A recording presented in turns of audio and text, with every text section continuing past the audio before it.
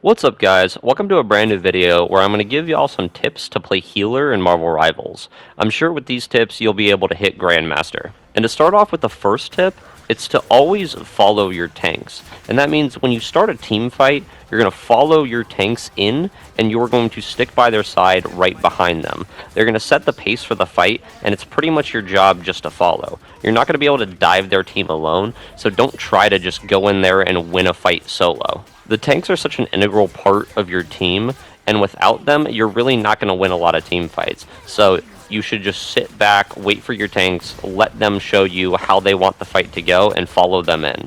The next tip is very important, and a lot of healers think it doesn't matter, but it absolutely does. Make sure you're damaging the enemy. It's way more important than you think. In high-level lobbies, you're still going to be having to damage the enemy and getting kills occasionally to help your team win team fights. Ending the game with less than 1,000 damage and no final hits basically puts your team down a man every fight.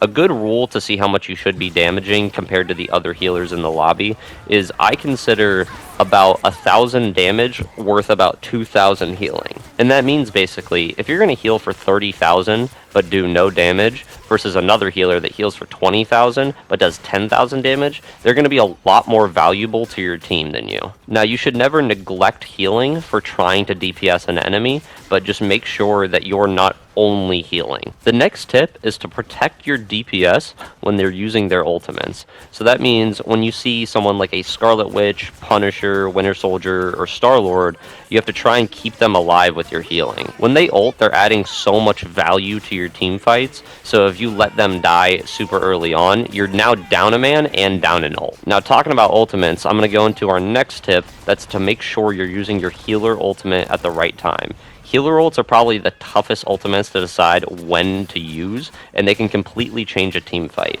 Some tips to use the ults are if your team gets a pick and you want to push the rest of the team, when it's a mosh pit fight in the objective and you want to secure the objective, or when it hits overtime in any game mode, you just pop it right there. Some things to avoid are make sure not to panic ult when somebody's pushing you and you just want to try and stay alive. It's not worth burning your ult if it has no value to the team.